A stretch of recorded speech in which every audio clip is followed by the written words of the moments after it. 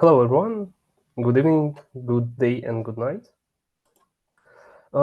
Today, I would like to tell you a little bit about my research on uh, relation between aging and mental disorders development. And I'll focus on epigenetics and chromatin architecture, but in common, I would like to start with introduction.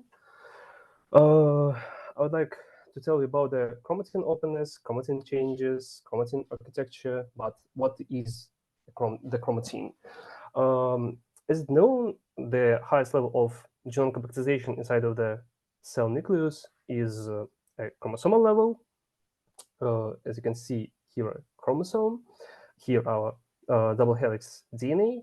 And as you know, it folds many times. But what helps us to fold DNA? It's proteins.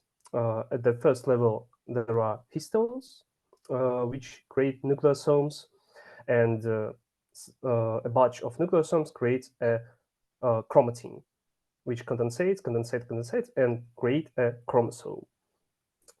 We will try to learn how mental disorders and aging are related, because it's common that aging increases the risk of mental disorder, but it have another side, because mental disorders probably can accelerate aging of our cells. We will try to understand it on different methods. The highest ones and most understandable, it's MRI, resonance tomography. Then we'll try to see a little bit at DNA methylation and its problems, cell composition, transcription, and transcriptome, gene expression profiling, epigenetic dysregulation of enhancers, high C, chromatin openness, and histone modifications. We will have in common two different types of study objects. First one is blood, mostly whole blood, but sometimes PBMC. It's peripheral blood, mononuclear cells. And the second one is brain cells, of three types, of course. First one is bulk tissue, when we take our all cells from the tissue and analyze it in a bulk way. The second one, when we're sorting different populations of our brain cells and then analyze it. And when we bulk analyze huge populations, such as neurons and non-neuronal cells called glial cells, it's close to bulk, but it's much better because we have at least neuronal and non-neuronal populations. And we'll start with MRI, and it shows really good that age and disease are related things. As you can see here, this is the article. There will be some different articles, and you will have the link to them at every slide.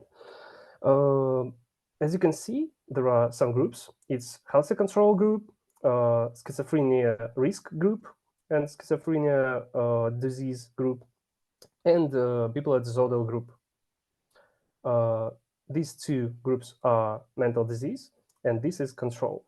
And as you can see, there are age-related changes between these two groups, as well as changes between disease-related group comparing to healthy controls.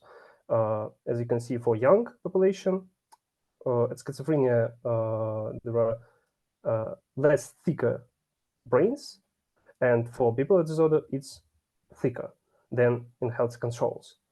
As well as in the old populations, even you can see that schizophrenia young patients are closer a little bit to old controls than to young controls.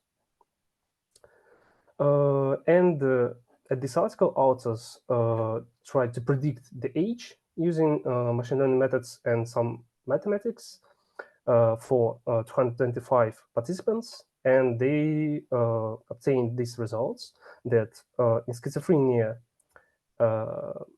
there are huge acceleration comparing to aging acceleration comparing to healthy control, and in bipolar disorder there are not really sufficient results in changing. There are another article for MRI. It also shows really good differences between different mental and neurodegenerative disorders comparing to healthy controls. That you can see here. The gray plot is for healthy control distribution, and the color for disease and aging. As you can see at the below, this is the plot at the different tissues of brain, and this is the united plot for all the tissues. There are a lot of changes in different parts, different regions of our brain for schizophrenia, for bipolar disorder, for multiple sclerosis, and for dementia. There are acceleration of predicted age comparing to healthy controls.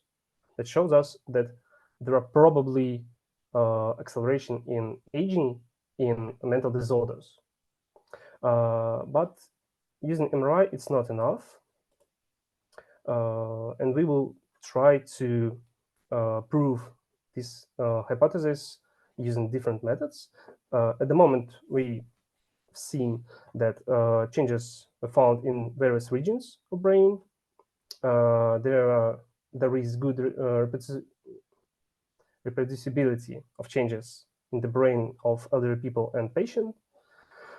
A correlation has been shown between age-related and disease-related changes, and the presence of accelerated aging in schizophrenia has been shown as well. Now, we would like to see at different types of data, such as DNA methylation, and it shows ambiguous results because there are two types of study objects, whole blood and brain samples, here and here.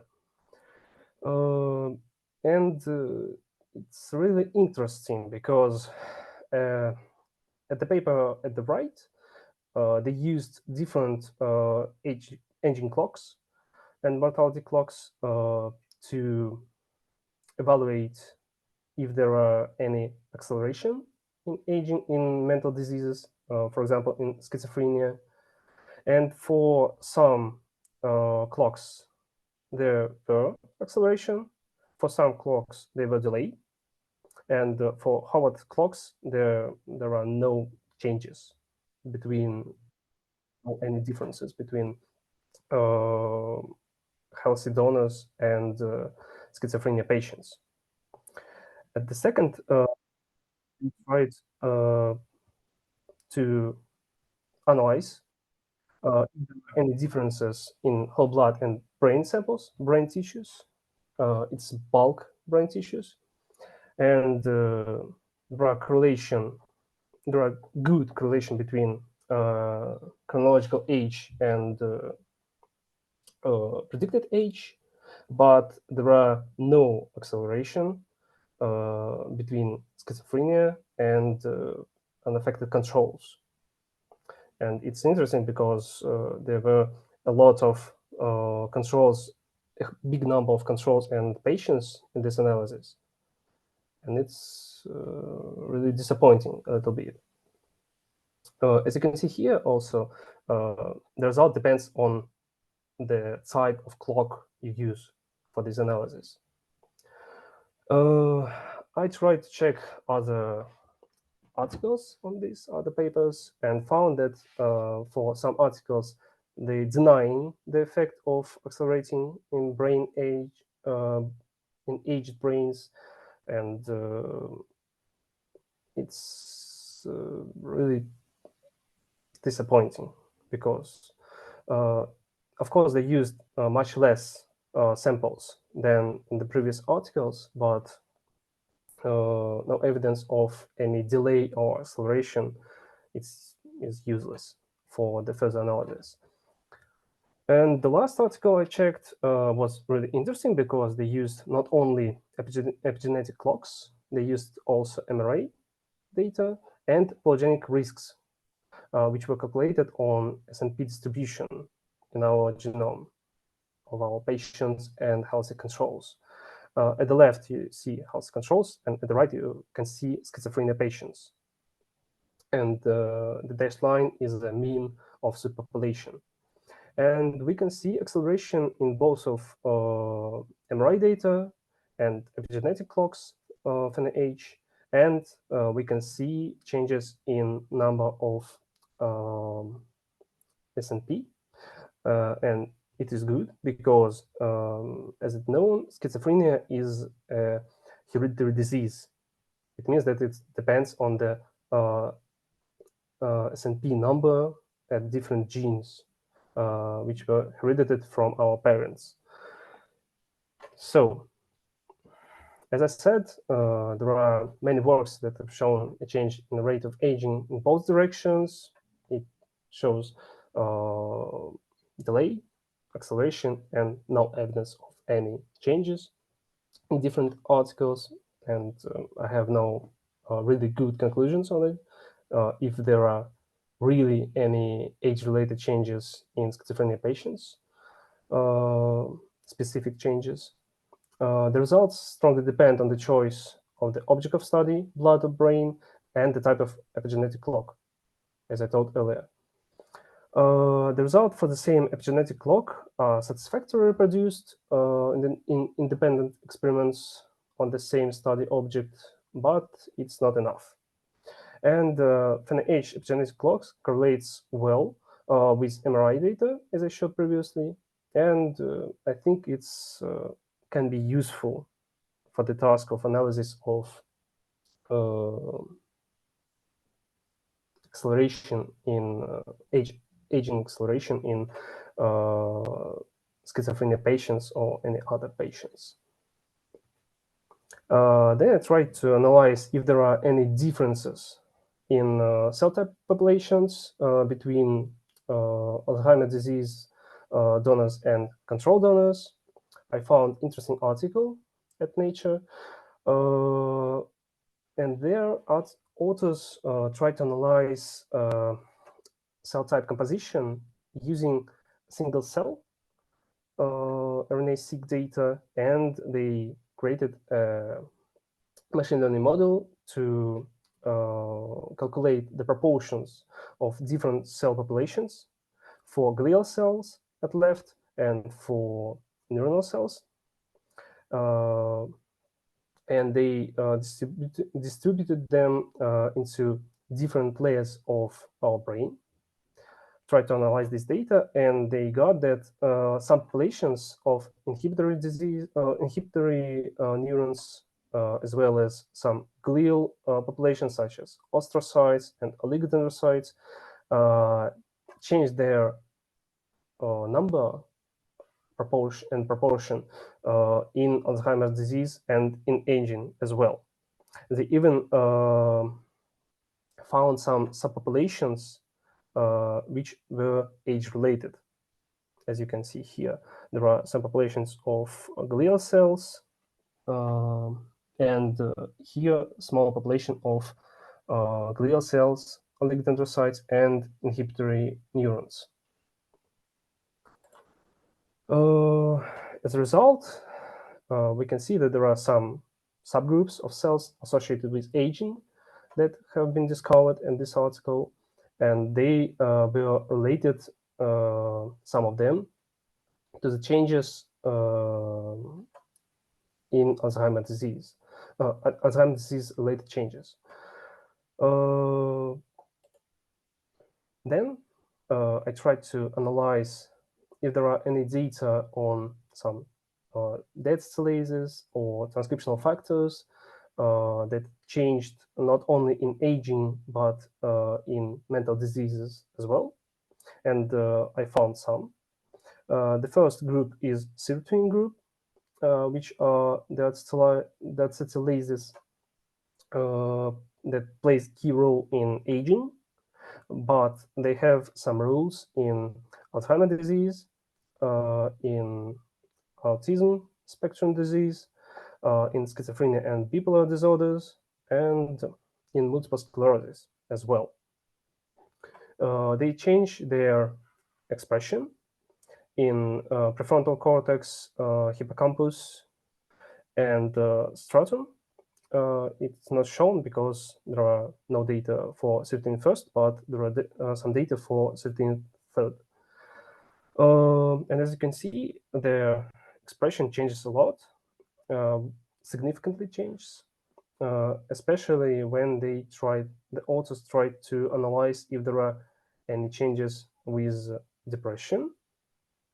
There were dysregulation of serotonin first in schizophrenia patients with depression, comparing to schizophrenia patients without depression.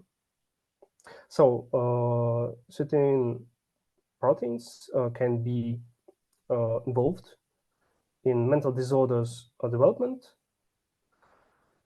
And then I tried to find any transcriptional factors. There are some proofs for their role in mental disorders development. For example, for YY1, REST, TAF1, and polar 2A, RNA polymerase. If in this article, the authors shown that if schizophrenia donor, schizophrenia patient have this SNP in his genome, the fold enrichment, there will be a fold enrichment in protein DNA folding between TAF1 and DNA and YY1 and DNA. And they try to investigate how it works. And they conclude that if the patient has this SNP, it increases his risk to obtain NAGA expression decrease.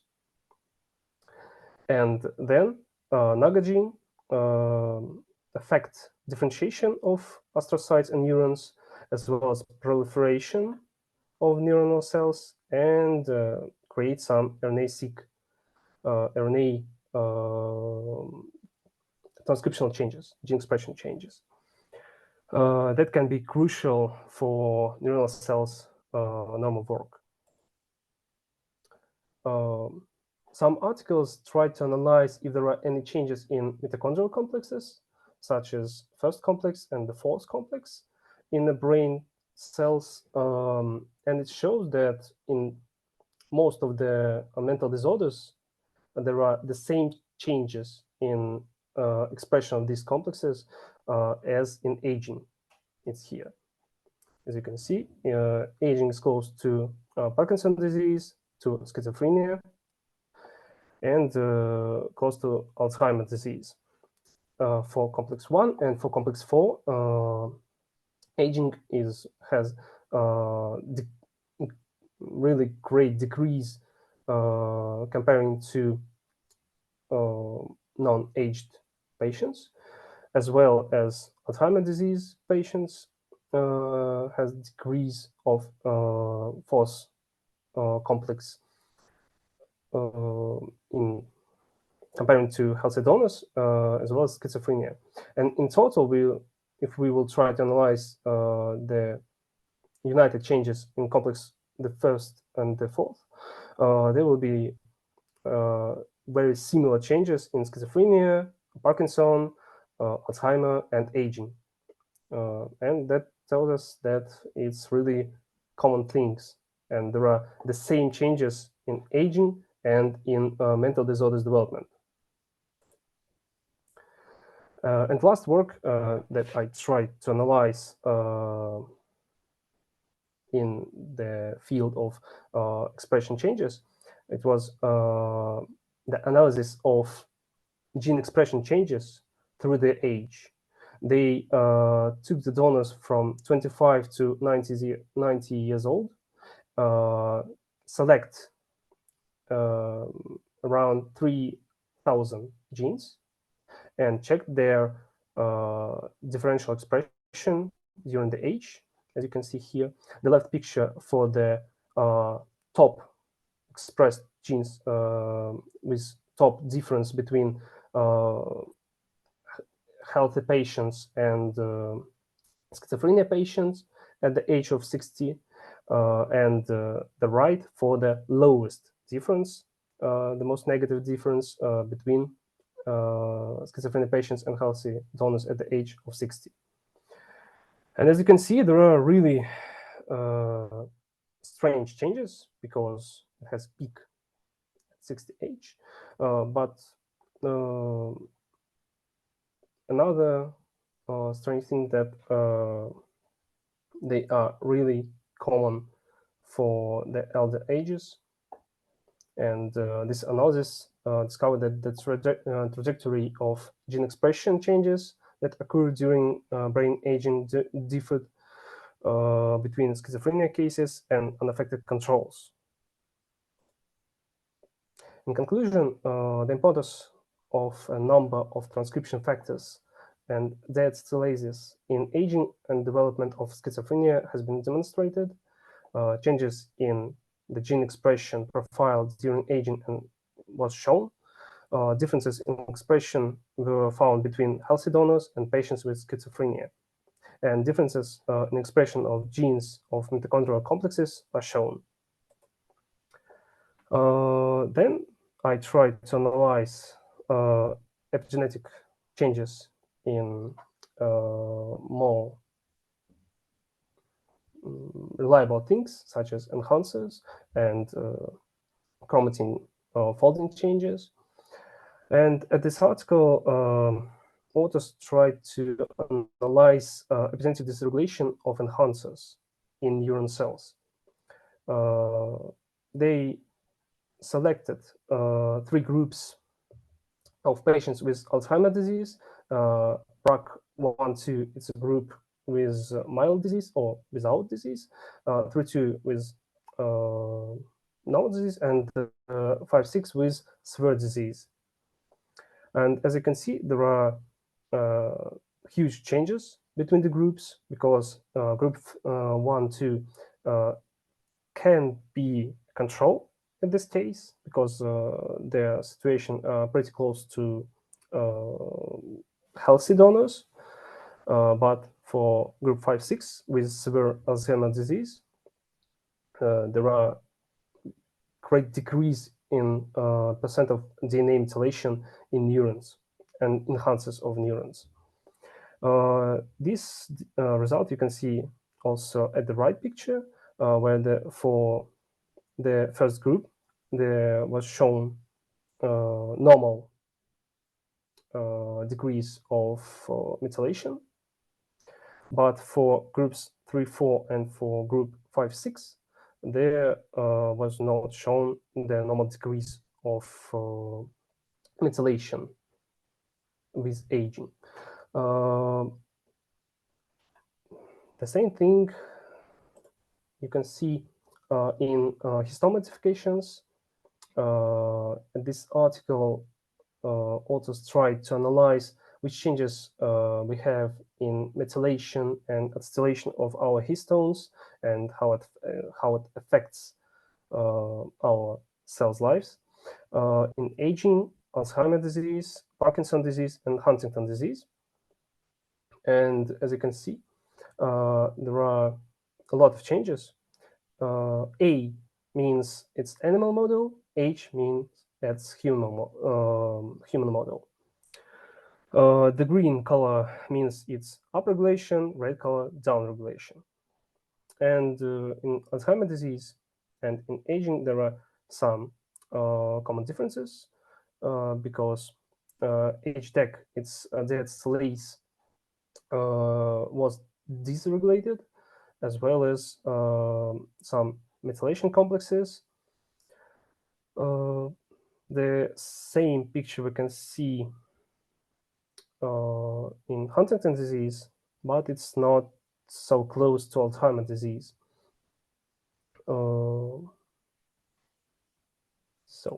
They analyzed different regions of brain and its changes, and there are some common differences between the regions, such as H3 demethylation and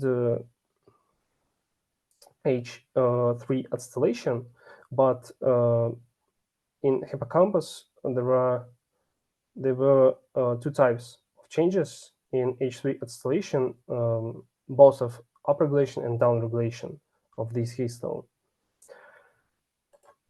The next step was to analyze if there are any correlation with age at the level of chromatin, and these authors tried to analyze the correlation between H3K9 acetylation with lamina decrease and tau protein involving into the process of aging.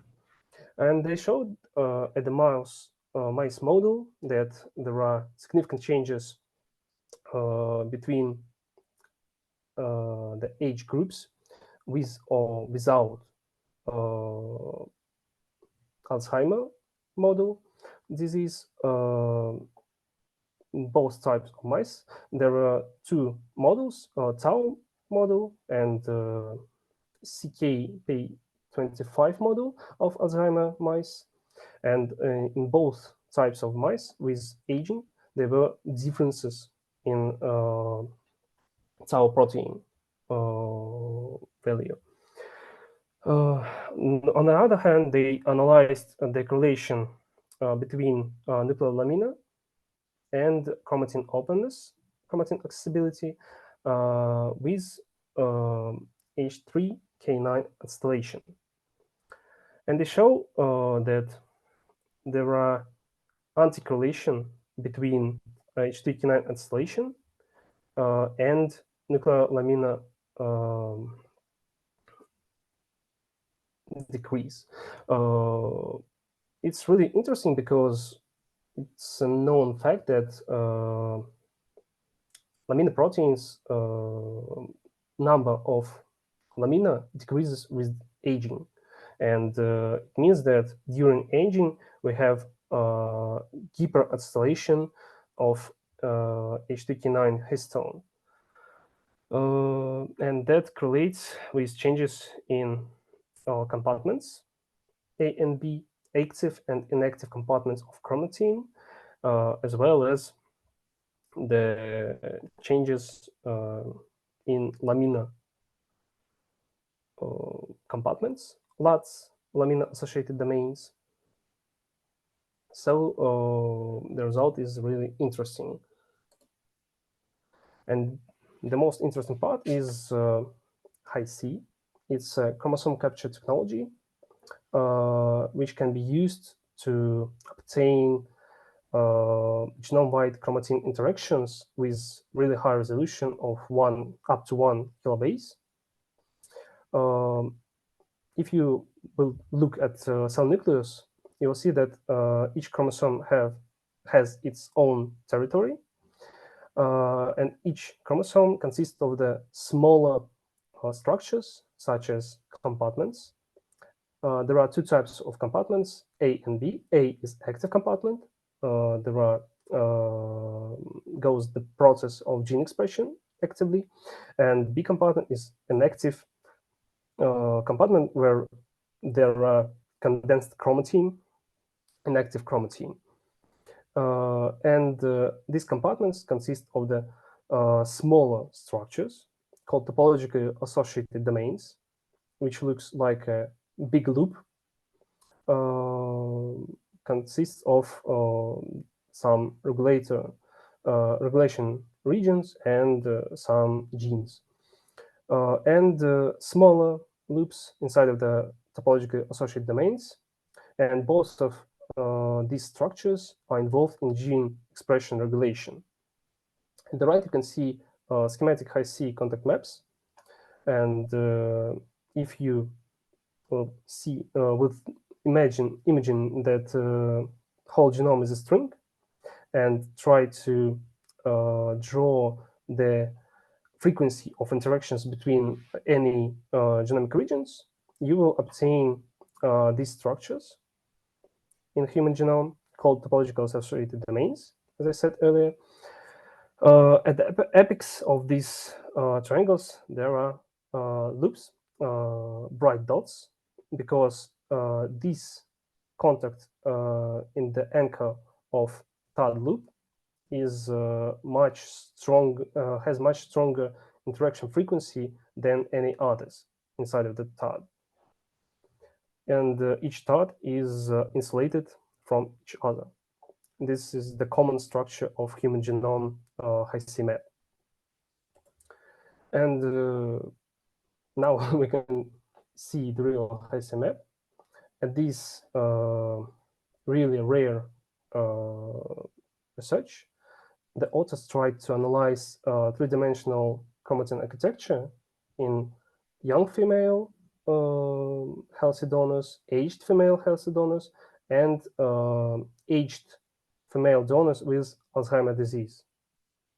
They try to analyze it from different points of view, from the point of view of loops analysis, from chromatin openness using ATAC-seq data.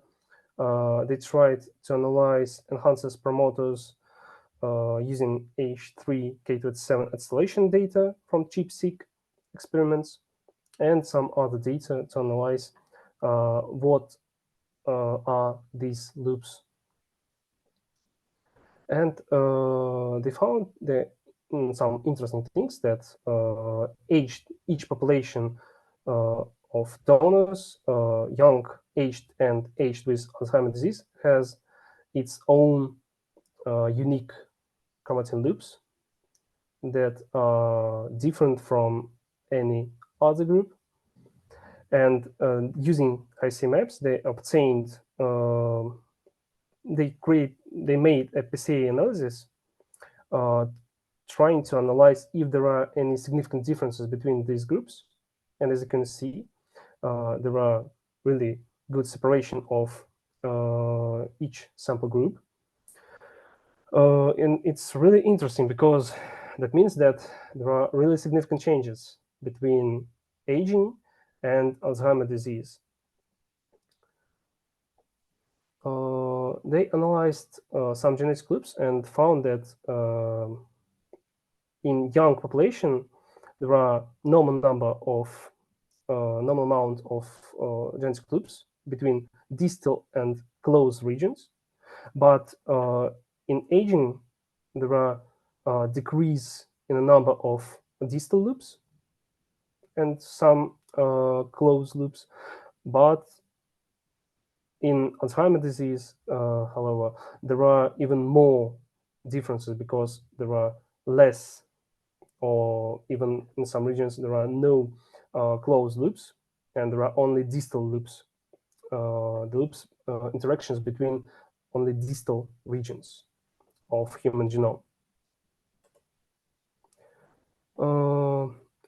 As a result, we can see the regulation of methylation in heart cells of Alzheimer's disease patients. There are some age-related and disease-related changes in histone acetylation, especially H3K9 acetylation in the brain cells. And there are some changes in chromatin structure at the level of chromatin loops in aging and Alzheimer's disease as well. And that's all. I'm sorry that it's maybe too complicated for layperson audience. But if you have any questions, don't hesitate. I'm ready to discuss. I'm ready to answer your questions. And I would like to say thank you to Vitaly and Dmitry for invitation to this journal club. And thank to Nikita, it's a MS student at Skoltech, who helps me to do my research. Thank you very much for your attention. Thank you very much, Kirill. Great talk. We start a session of discussion. If you have any questions, please ask. Otherwise, I will ask my own questions. I accumulated 4 So, you have questions, guys?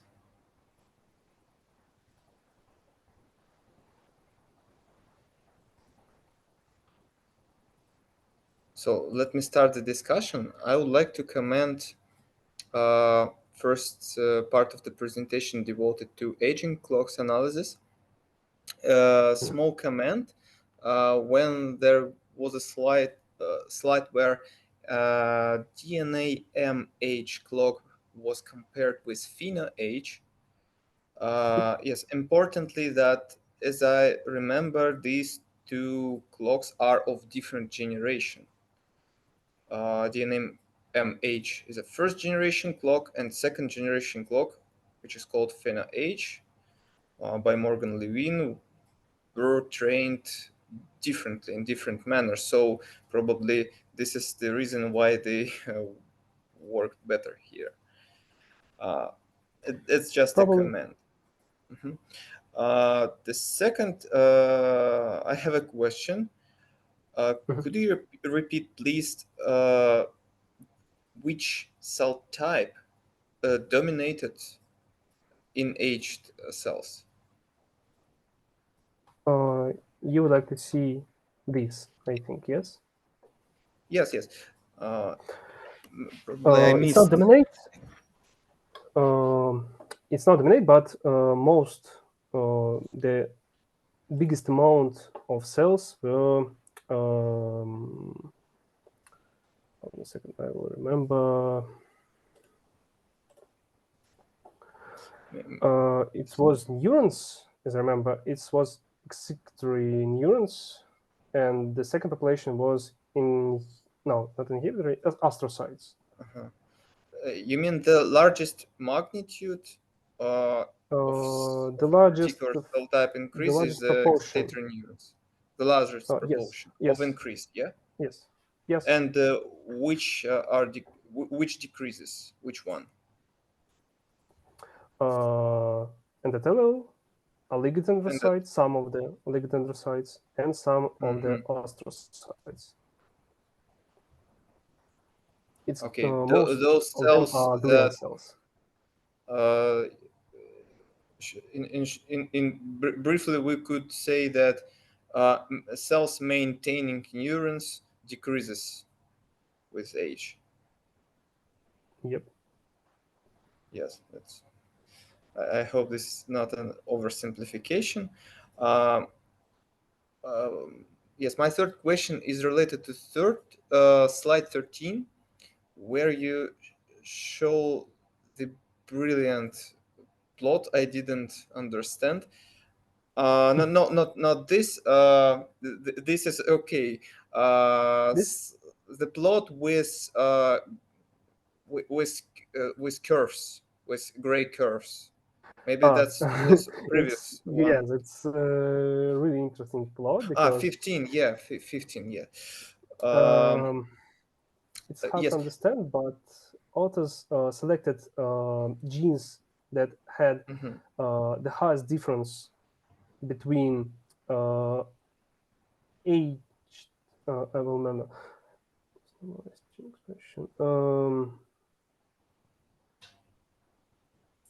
They had at the left slide. They had a maximum difference, the high difference in controls. They calculated difference between schizophrenia patients and healthy donors at every age. Then they selected the age 60 and chose 30,000 genes which had the highest difference, positive difference at this age. That means these genes are overexpressed in controls comparing to schizophrenia patients, or decreased in schizophrenia patients. It will be more correct. And at the right side of this slide, you can see the tracks for genes that were upregulated. They were overexpressed in schizophrenia patients comparing to healthy donors. And they had these tracks that showed their changes. That even these genes that were upregulated and downregulated at the age of 60, they can be upregulated at the 60, but downregulated at 80.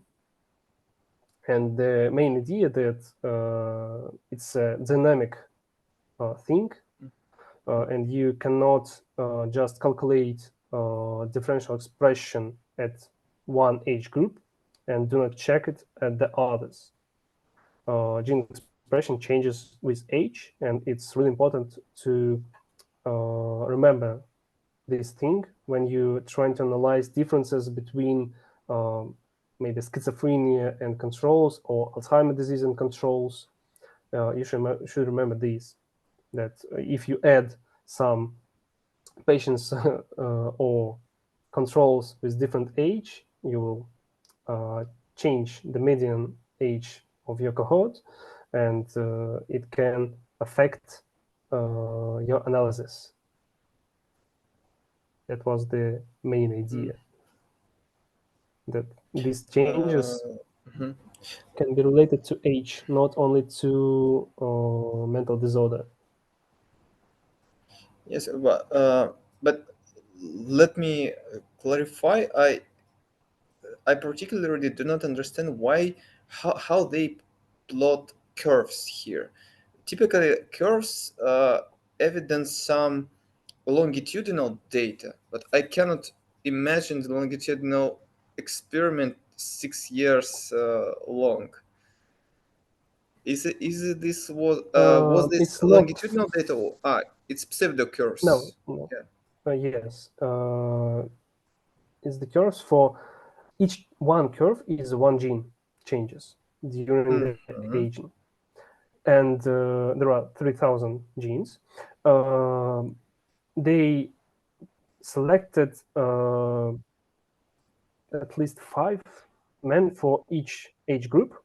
They had some dots on this plot, which shows the difference between schizophrenia patients and controls in the case of gene expression at every age group, not every age point. And they then draw this curve using these data. Yes, this curve is like cross cohort mean. Yes, yes, Difference between cross cohort averages for a particular gene expression, for the expression of a particular gene. Yes, like this. yes, yes. Super cool. We have a question from Eric. Eric, can you articulate it, or I can read? Are you with us?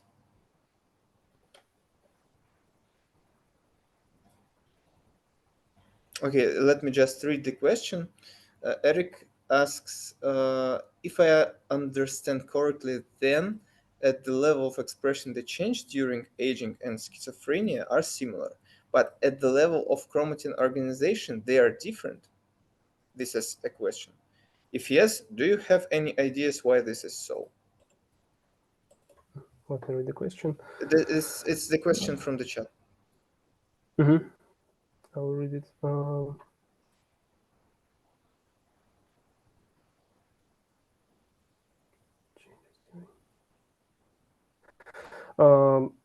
I don't think so, because you're talking about these curves, or you're talking about mitochondrial genes that some other guys analyzed in their research, like these, that they are close.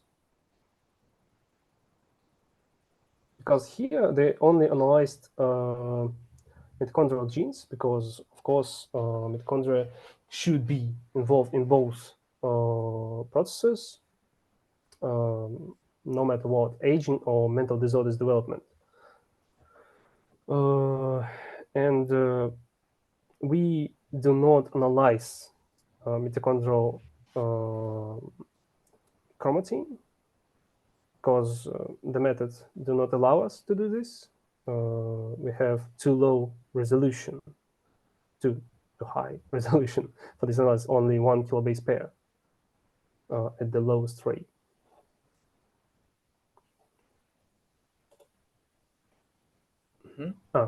Okay, what about the curves?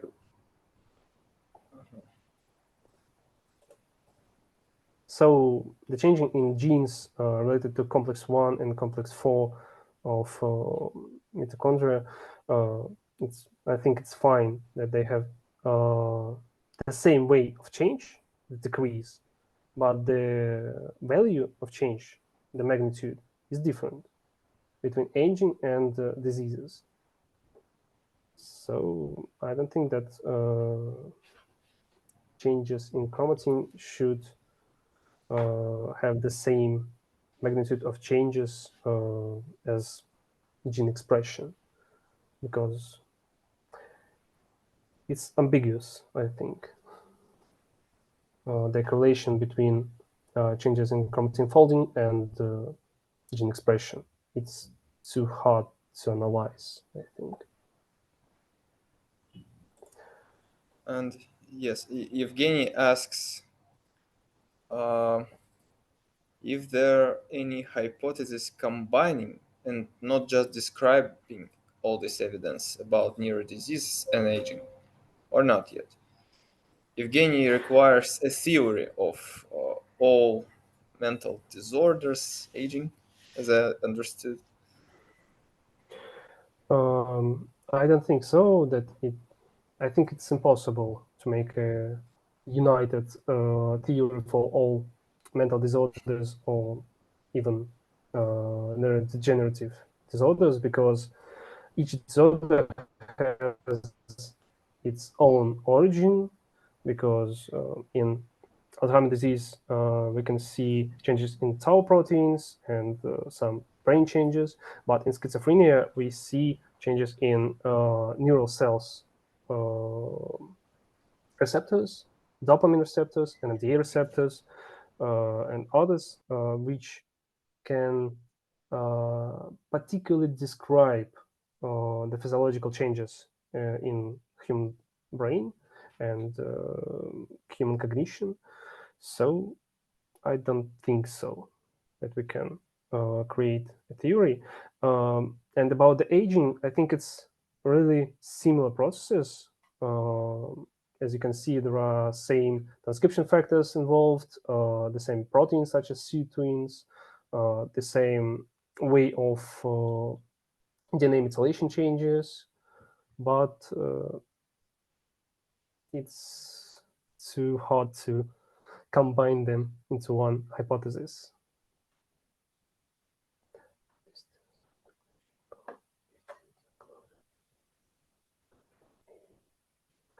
Yes. Evgeny comment Evgeny means at least some speculation about which diseases are closer to or further from aging in terms of phenotypes. Which disorder is more like aging? Accelerated aging or normal aging? Let it be normal aging. As I can see, it's bipolar disorder because it has not so much changes in comparison to normal healthy donors. It's much harder to find any biomarkers of bipolar disorder in brain cells of people with this disease. I think it's only this, because schizophrenia patients have a lot of differences on MRI, as well as Alzheimer's disease and dementia, especially dementia. There are lots of changes at the level of phenotypes. That's all.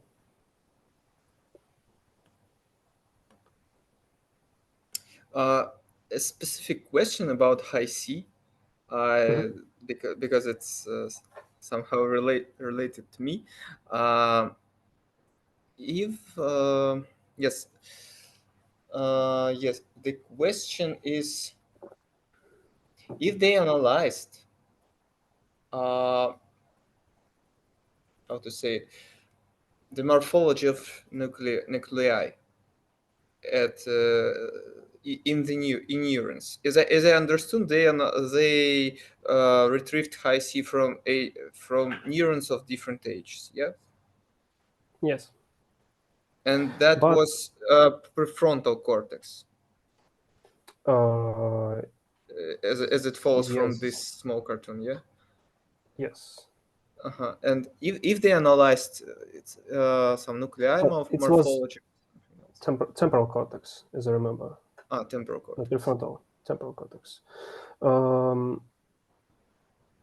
they did not analyze this data. They only used uh, sorting for no. At this data, they analyzed bulk brain cells. They did not sort this. They analyzed by bulk Bulk cells. brain. Yeah, Mm-hmm.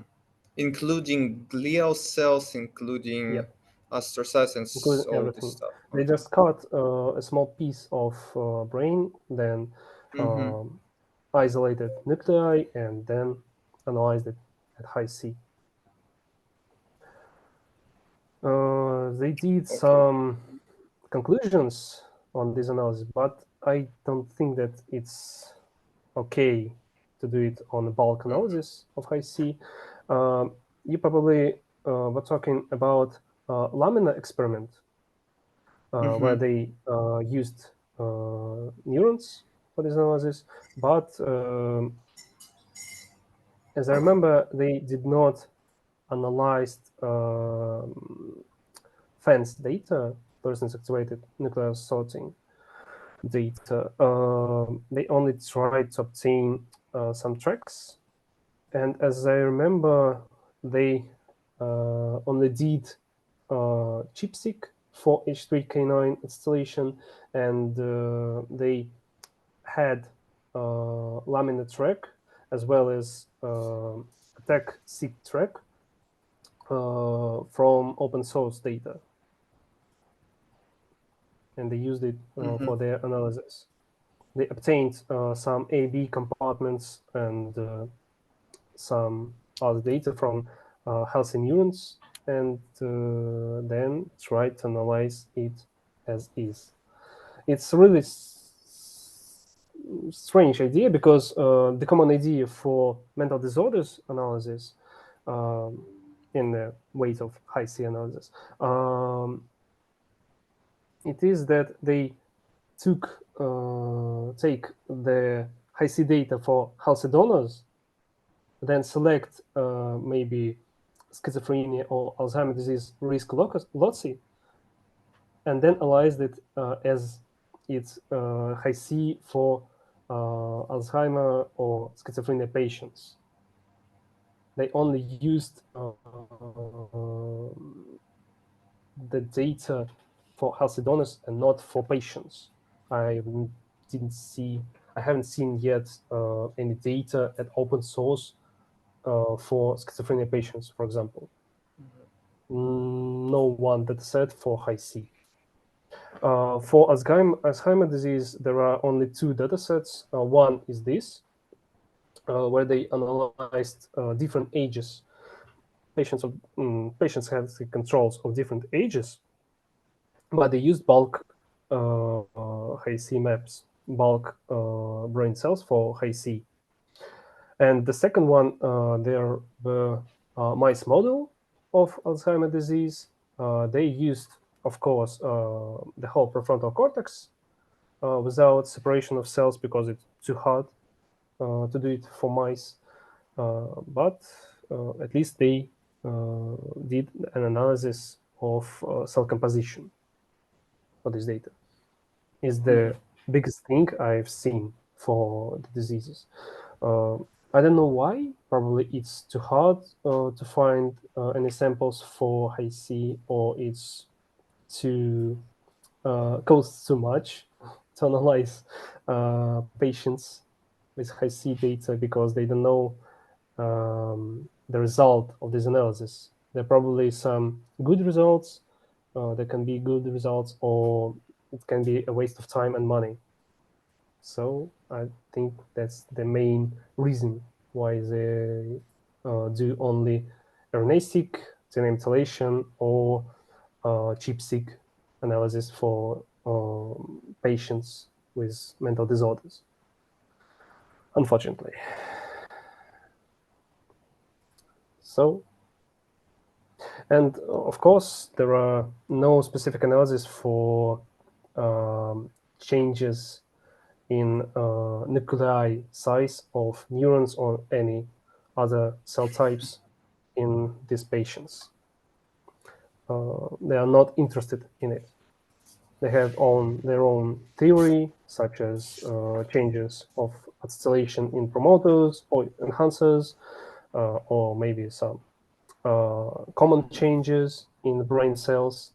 This analysis was made on bulk cells as well, from different different regions of brain.